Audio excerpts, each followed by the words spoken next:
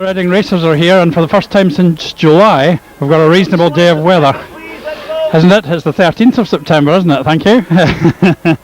Well, okay, it's 13th September. We haven't seen the sun since July, so we're delighted it's here tonight. We're looking for a good match with the racers, and of course top average man, third in last week's PLRC, Phil Morris is here and set to give us plenty of entertainment, I expect. Yeah, hopefully, it's a match we both teams need to win for the playoffs, and we've both got to go out there and get a win, if not with a bonus point definitely, but I think we're so close that we've both got to go for the win. Do you remember the last time we met, we were going to fight each other? I remember it well, yeah. Are you fighting tonight instead then? Well, he loves me really. I love him really, I love him. Everybody loves him, but everybody wants to hit him at some time, don't they? He's a dirty big bastard. You know what I mean? I'm glad I'm not riding anymore. Yeah, no, it's a tough meeting, and both teams are going to be going for it, so it could go either way. I think we got our team back to full strength, so we're fairly strong. You've got a guest in Garry Stead who always goes quite well everywhere, so yeah, it's going to be a level match, and hopefully we can come out on top. Yeah, really both teams have suffered pretty badly through injuries. Do you find that a wearing business? You've got rider replacements and guests all over the place most of the time? Yeah, it's not been too bad, but I'm the one that's been out for the last 3 weeks, so I've just started coming back last week, so I didn't really get affected by it. But yeah, it does put strain out when you've got ride replacement and all things like that, but it's part and parcel of speed. You just get on with it and get stuck into it. Now, last weekend's efforts at Bellevue, to me that confirms that you're in the top rank of Premier racers. Is that how you feel about it these days?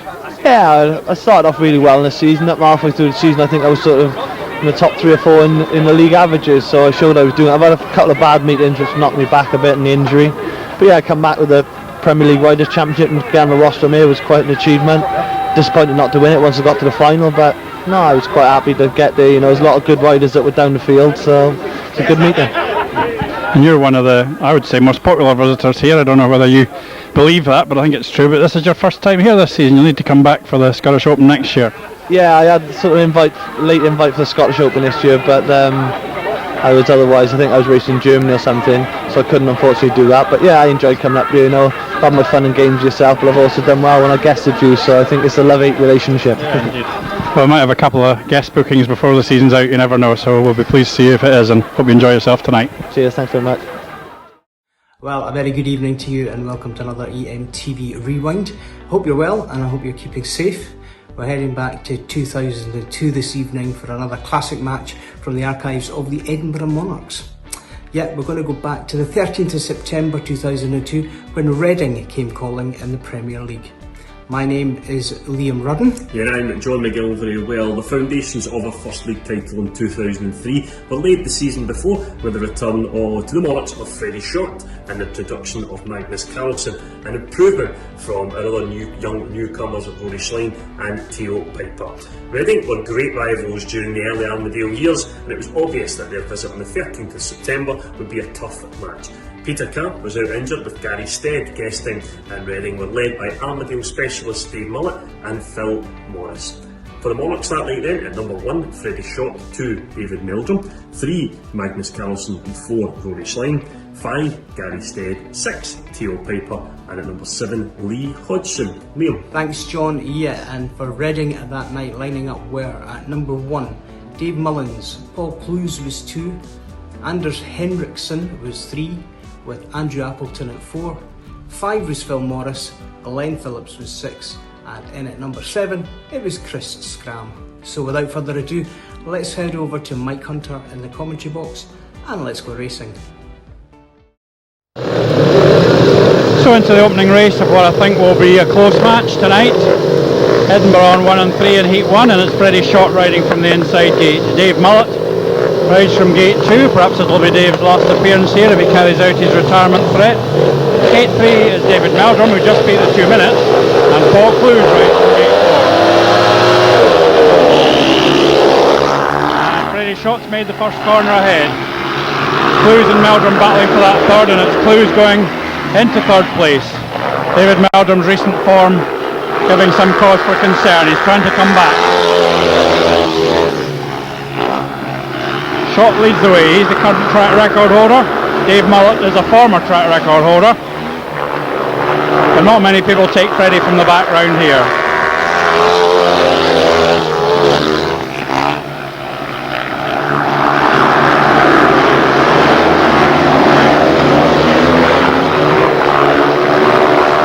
riding nice and easy. First time it's been dry for a long time. David Meldrum is now nearly quarter of a lap behind.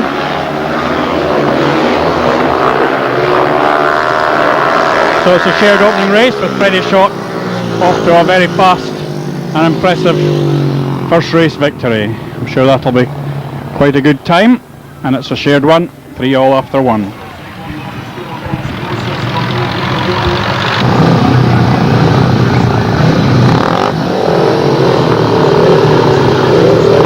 Gate number 2, Glenn Phillips rides from gate number 1 here. Gate 2 is Theo Pijper.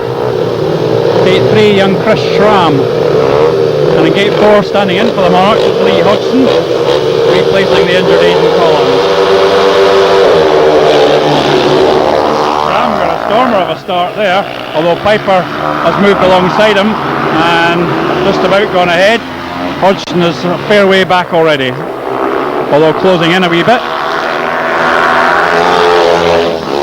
So Pijper had to work hard on the first corner to make sure he got ahead of Chris Schramm.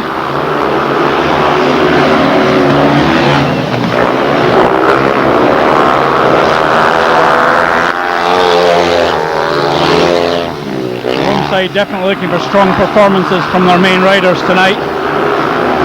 For the weekend side,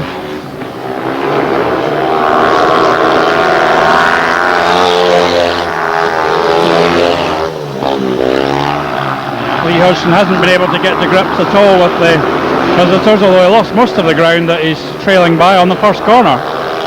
Theo Pijper has shown everybody the way home, and it's a shared one once again, 6-all after 2.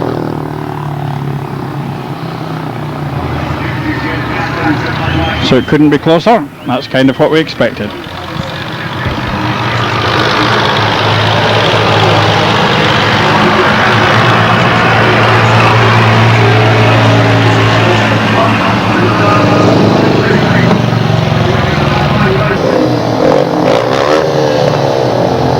On 8-3 we're going to see the two most solid pairings on either side. It's Rory Schlein going from gate 1, Anders Henriksen, the Swede from gate 2, Magnus Karlsson, also a Swede, gate 3, and Andrew Appleton.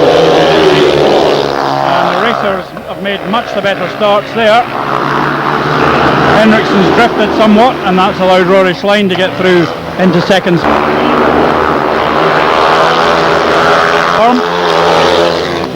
Racing clear. Henriksen's weaving about all over the place there, and making life difficult for Magnus, who's stuck at the back at the moment.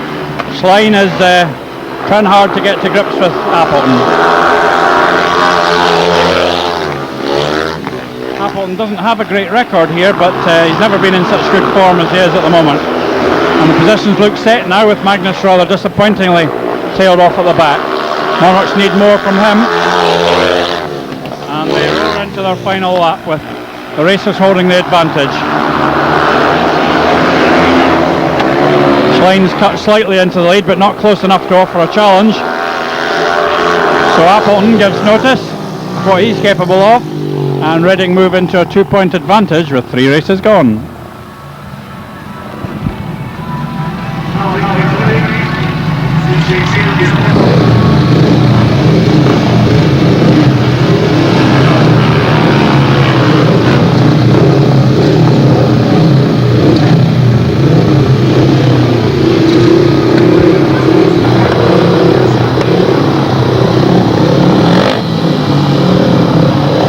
Gate number 4, Lee Hodgson is back on gate number 1, looking for a faster start than he got in heat 2.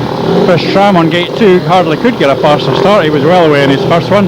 Gate 3, it's the Monarchs guest, Garry Stead, and in gate 4, the top man for the racers, Bill Morris.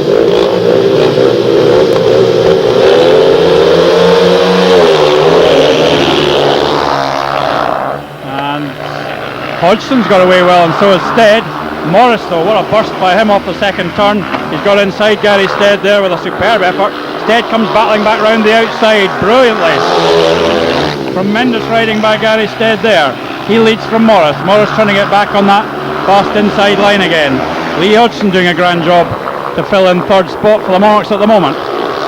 Morris is looking for the Peter Carr line, but he's not found it because Garry Stead's going quicker.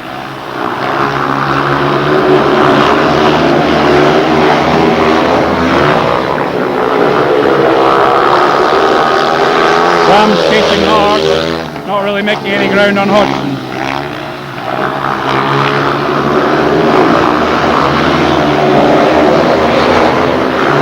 So an outstanding opening ride by the Monarchs guest, Garry Stead. He's run really well, and Lee Hodgson has grabbed the third spot, so that is a bit of a bonus for the Monarchs. Well done to young Lee, and they've levelled up the scores, and that was the nearest thing to a decent race we've had so far.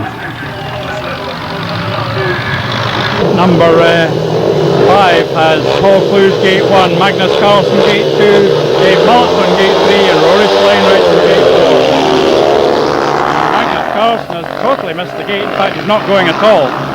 Magnus is going to have to sort his problems out if Monarchs are going to have any chances. Virtually pulled up at the back. That's terrible, really. 2 scoreless rides from a heat leader is what's putting Monarchs in problems at the moment. Paul Clues is chasing hard on Schlein, and he's gone past him there. You can't afford to ignore the challenge from Paul Clues, a very useful rider.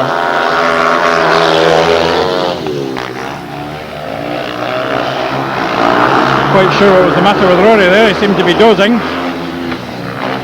Of course, in recent weeks the Monarchs have had to get used to riding almost entirely on wet tracks.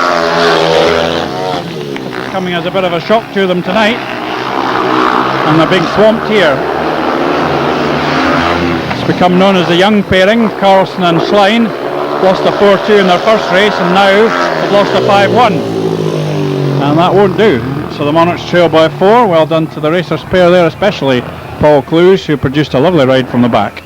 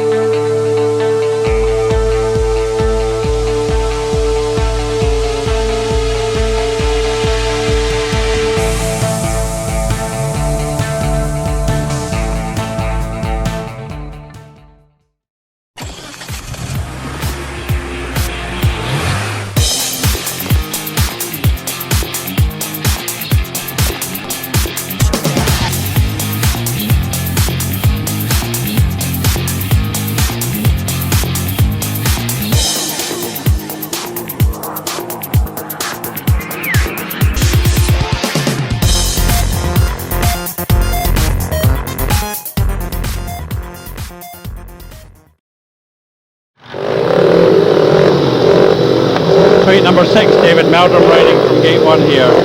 Gate 2 is Phil Morris. Frede Schott rides from gate 3, and Glenn Phillips is on gate 4.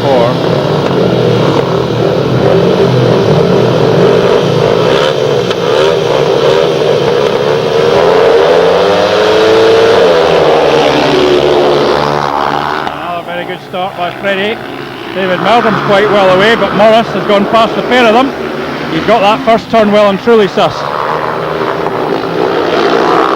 Frede Schott attacking hard on Morris. Gone roaring inside him there. We need to watch Morris coming back again, and he has, for a great effort by the Reading star. This is some race. Shot round the outside this time, and again cutting back up the inside.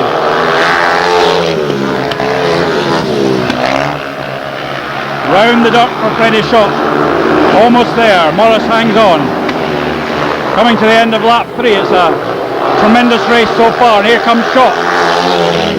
Morris isn't one for giving a lot of room out there. Schott's back on the outside line again.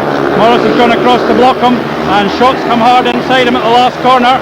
Morris will come back up the inside. It's a tremendous race to the line. What a win for Frede Schott. That was absolutely tremendous.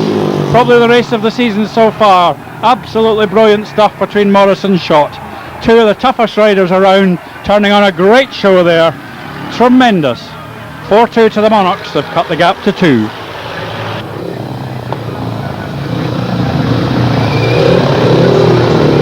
Coming at 8-7 with Edinburgh trailing by 2 points. And this one, their 2 stand-in riders come together. It'll be Anders Henriksen who comes back into gate number 1. Gate 2 will be Garry Stead, who had a terrific win in his first ride. He also touring back to the 4th bend at the moment. Andrew Appleton, another outstanding winner in his first race. He rides from gate 3. And Lee Hodgson has a pretty tough one here. He he'd deserve a prize if he got a point out of this one. He rides from gate 4.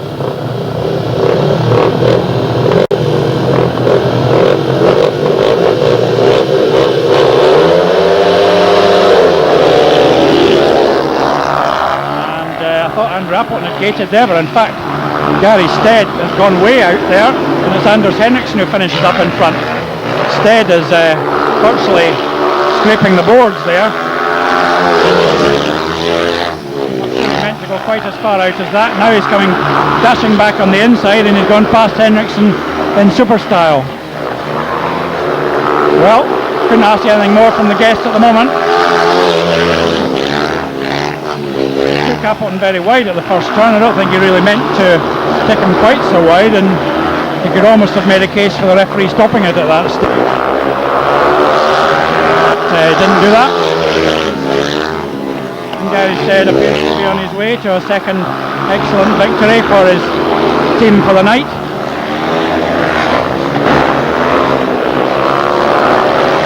By the Hull rider, who's having a very busy season, but also a very successful one. So Reading retain their 2-point advantage as we approach the halfway stage.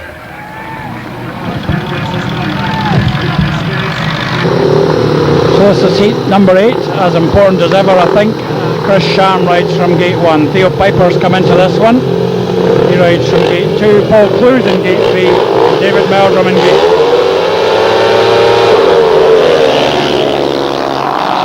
Terrible gate by Theo Pijper. David Meldrum. Oh, major tangle on the outside there. And what's the referee going to make of that, I wonder? Very hard to see from here what actually was going on there.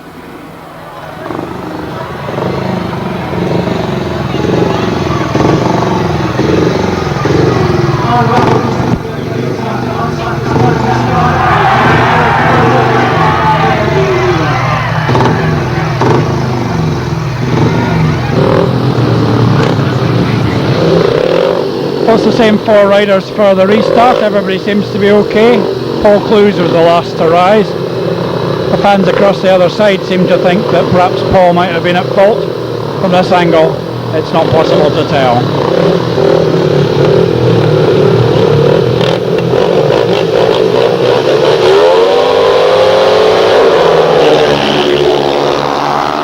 Well, the Monarchs are away well again, and Theo Pijper's got a much better start than he did the first time.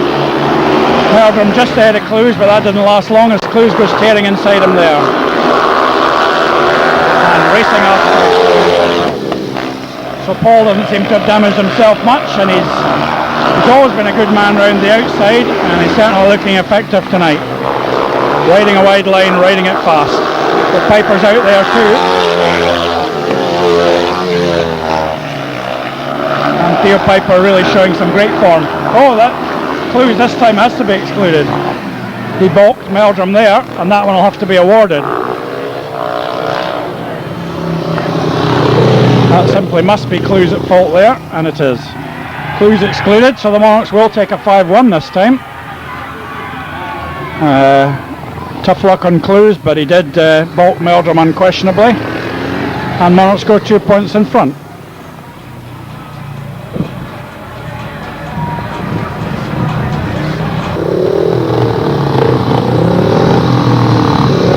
Well, I was wrong to declare a 5-1 to the Monarchs for heat number 8 because Jim McGregor's ruled that it should be rerun. I thought they'd made it onto the last lap there, but perhaps I was wrong. It's the sort of rule that ought to be in the book. It should have been awarded, but I don't know if the referee has the power to do that. And lo and behold, Chris Schram gets an excellent start at the third attempt. David Meldrum, I think, has got past him. Theo Pijper, who made a bad start followed by a good one, has made another bad one. Meldrum's looking a bit more the part though, and Theo Pijper has now come in to challenge Schram, and he I think has gone past as well, although I have to watch running into his partner there.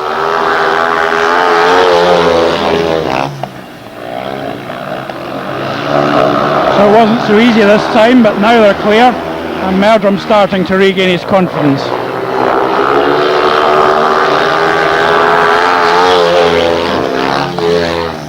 Being knocked off a couple of times and do him any harm. Almost fell again there.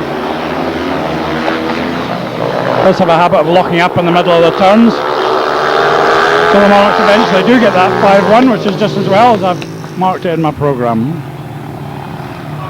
And the Monarchs lead by 2 with 8 races gone.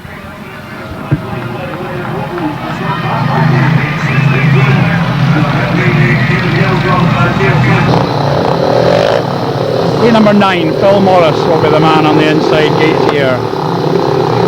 Rory Schlein rides from gate 2, Glenn Phillips is in gate 3. Pointless Magnus Karlsson, having a bad night with his bike so far. He's looking for improvement from gate number 4.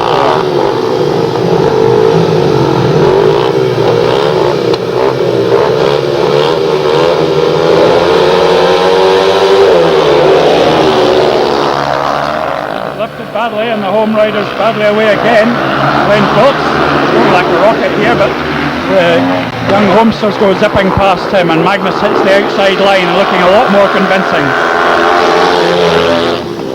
Morris is leading, but he's got 2 youngsters on his tail, one on either side. Schlein gets a terrific burst off the inside there. A few more of these are required. Gets that corner right. Rory can really eat up some ground, but he didn't get it that time.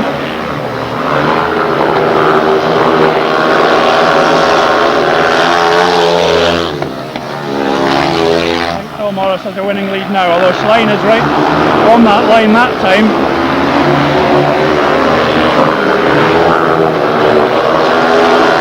Morris swings out the last corner and gets the win. Schlein wasn't far away, but these two gating poorly tonight, and at least Magnus has got himself off the mark and got the bike going. So the Monarchs still lead by 2 with 6 races remaining.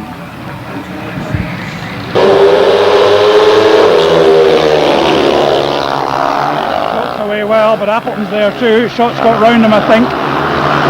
Schott leads, and David Meldrum's got himself ahead of Anders Henriksen, so David's starting to have an... Oh, and Appleton's fallen off. Pretty unexpected. He suddenly came down on the pits turn there, and the others managed to avoid him. Here goes Henriksen round the outside.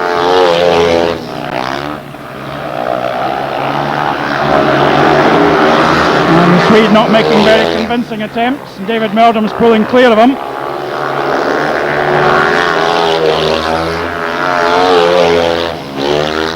So would open up tactical substitute chances for the racers.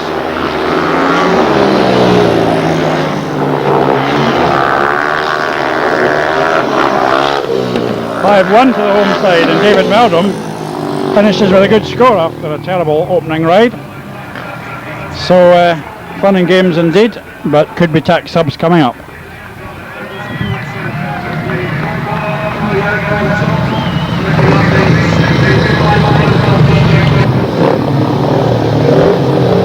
It's 11, not really one that the racers would want to make a tactical change in. It's Garry Stead, Paul Clues, Theo Pijper and Dave Mullett. And the racers get an excellent start, and what's going on at the outside there? Clues and Stead seem to follow each other to the fence. Dave Mullett leads from Pijper. Not quite sure where these two were off to. Dave Mullett's way out of the boards. Theo Pijper chasing hard. Reading very well.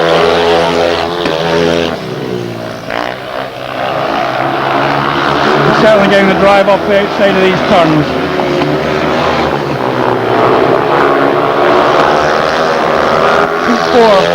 Gate 4 rather, can be the best gate here if you make a really good one, as Dave did there. Or it can be a poor one if you don't get away well. I suppose that's the same. And the next heat is definitely set up for a tactical change. Something Garry Stead felt was a miss there. I don't know what it was, but no doubt we'll find out in due course. Shared race, Monarchs lead by 6. Tax subs coming up for sure.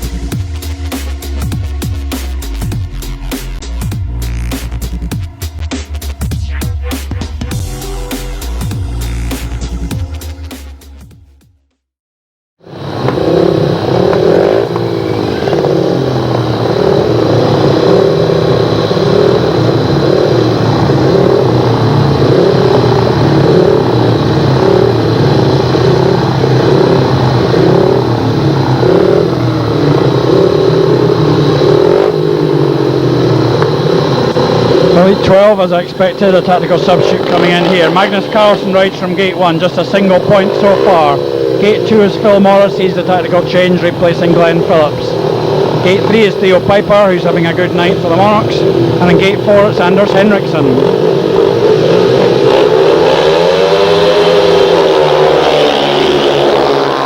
Henriksson's away very well. And there's a big, oh dear. Big shambles there. I'm pretty sure that'll be all 4 back for the rerun. Hopefully everybody's all right.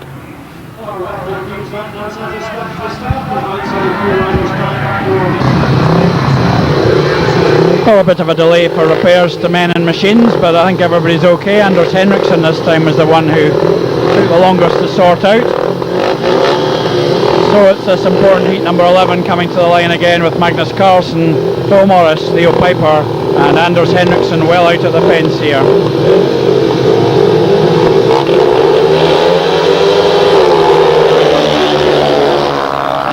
Morris swings into the turn in a reasonable position. Henriksson quite well placed too. Pijper's gone alongside him and inside the Swede, and Henriksson's the latest racer to come down. He'll have to move sharpish if he wants to give his partner a chance to get the race win. He's come off the track. I'm pretty sure Pijper didn't touch him there.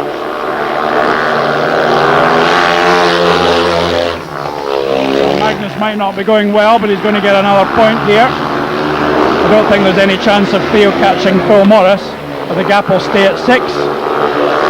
Phil's out in the next one as well.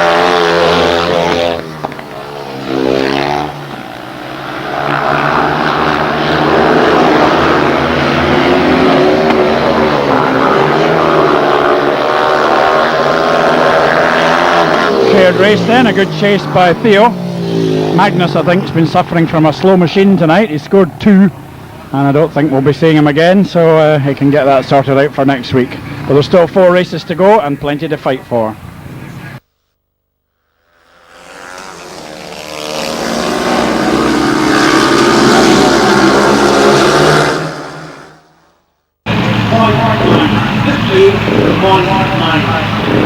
Secondly, Theo Pijper, underway Magnus Karlsson. Also, the Monarchs, the Blazers, the Monarchs on 39, and this is on 33.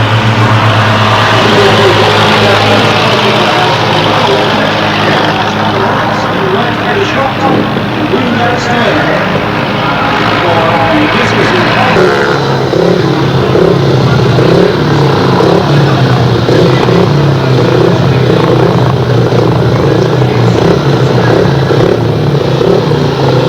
Heat number 13, an important one. David Mullett rides from gate number 1 and he's got 8 points from 3 rides. Frede Schott's on gate 2, he's won in all 3 races so far. Phil Morris rides from gate 3, he's got 10 from 4 and highly competitive as always. And Garry Stead's got 7 from 3, he comes from gate number 4.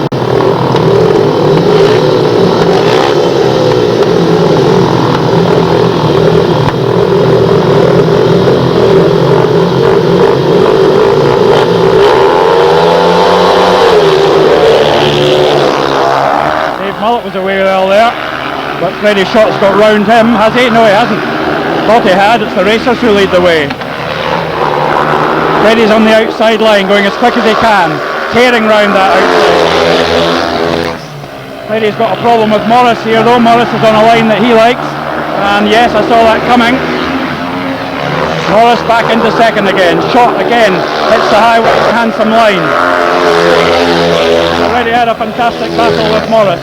This time Freddie hits the outside, which is where he wanted to be.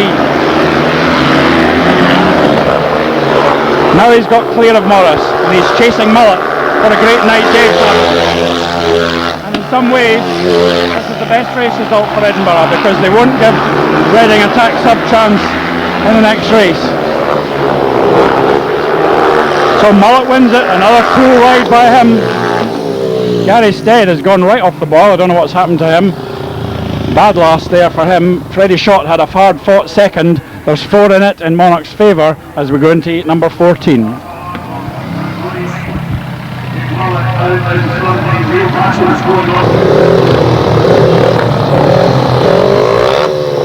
Weight number 14 with the Monarchs 4 ahead. Theo Pijper rides from gate 1. Andrew Appleton is in gate 2. Gate 3 Rory Schlein, and Chris Schram rides from gate 4.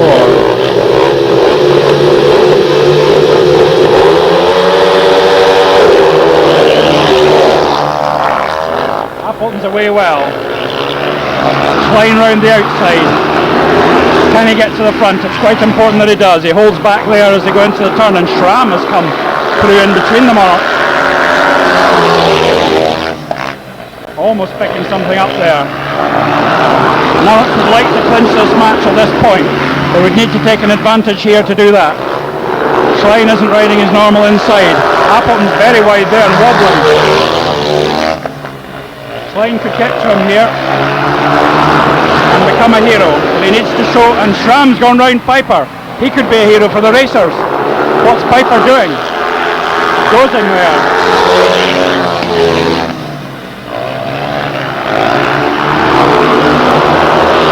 Schlein seems to have every chance to catch Appleton, but he's not decisive enough, and the racers are going to take a shock advantage in this heat 14.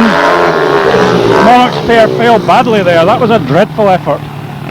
And there's only 2 in it going into the last race, and it's still all up for grabs, the match and the bonus point. And really, Rory Schlein just wasn't decisive enough on the first lap, and Theo Pijper was asleep on the 3rd lap. I think he might have a bike problem. Well, let me just jump in here to remind you that Edinburgh Monarchs face coverings are now available from the club website. Another batch has just arrived and they're being dispatched as quickly as we can. Also, EMTV Sunday Lunch returns this week with Theo Pijper as our guest. As ever, the email to send your questions for Theo to is John and Liam at edinburghmonarchs.co.uk. That's John and Liam at edinburghmonarchs.co.uk. That's also the address to send any shout outs or requests you might have for EMTV Rewind. John. Yeah, thanks Liam, and a reminder, if you've missed any of the EMTV rewinds or our Sunday lunches, you can catch them on the Edinburgh Monarchs website. And it's worth catching up with a chat with Alex Harkis from last Sunday. As Liam says, we'll be back this Sunday with Theo Pijper, and as always, stay safe and enjoy Heat 15. Well, everything's up for grabs in this heat number 15. Edinburgh have let their position slip over the last couple of races, and they lead by 2 coming into this final race. Garry Stead rides from gate 1. He started the meeting superbly. He's had 2 poor rides since then. Gate 2 is Dave Mullett, who's had a great night for 11 points, skating like a rocket. Gate 3 is Frede Schott, who's also got 11 points. And in gate 4 it's Phil Morris with 11 as well, I think, from an extra ride. The bonus point and the 2 match points will be decided here. And Mullett's made a tremendous start once again, but he's made a complete mess of the first corner. He's locked up, and that's allowed Frede Schott to go to the front. Schott leads the way from Morris. Again, that might have been stopped. I don't think Edinburgh would have been at all pleased if it had been, because they've got a definite chance now to clinch 3 league points. But we'll not speak too soon. Frede Schott has done 2 laps. Garry Stead again is tailed off. Schott is miles in front.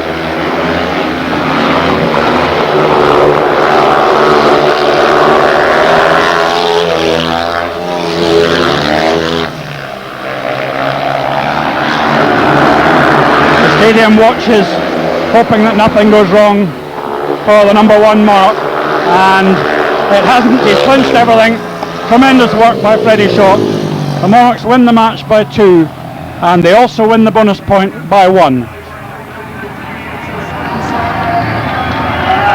The first bend decided it. Dave Mullett locked up, and amongst all the problems, through came Frede Schott to win the race. And he's getting congratulated. Frede is a good man in these last heat deciders. He may not have as high an average this year as he expected, but he is a good man for the pressure situations. He scored 14 tonight while various things went rather wrong around him, and he's clinched 3 match points for the Monarchs. The stadium was so quiet there, I wondered if I'd add up the score right, but I'm sure I have. The Monarchs winners by 2 and taking the bonus point by 1. Victorious Monarchs, they've stumbled over the finishing line rather, with Frede Schott doing a marvellous job there towards the end. And he's indicating that he's quite happy about that, and so are we. Frede was marvellous tonight, 14 from 5 for the side. David Meldrum recovered from a very bad first ride to score 6 and a bonus from 4, and that's more than satisfactory. Magnus Karlsson had easily his worst night here, 2 and 2 from 4, seemed to be struggling with his motor. Rory Schlein got 7 from 4, but not, I don't think, entirely satisfactory for Rory. He really needs to fight a bit harder at those first corners. Garry Stead started with 2 tremendous wins, but then fell away completely and finished with 7 and 1 from 5. Theo Pijper got 9 and 1 from 5 and had a very poor effort in heat 14, which made the last heat a bit more tense than it should have been. Lee Hodgson got a good point in his second race to finish with 1 from 3. On the Reading side, Dave Mullett, 12 and 1 from 5, and what an excellent show from Dave, but he'll be kicking himself over the way he rode the first corner in that last heat there. Paul Clues 3 and 2 from 4, looked as though he might have got more. Anders Henriksen just 4 from 4. Andrew Appleton got 10 and 1 from, no he didn't, 7 and 1 from 4. Phil Morris, a mainstay as usual, he got 13 from 6, I think that is. Glenn Phillips 1 and 1 from 2. And Chris Schramm 4 from 4 with a very good point in heat 14 to put us into a very tense last heat decider.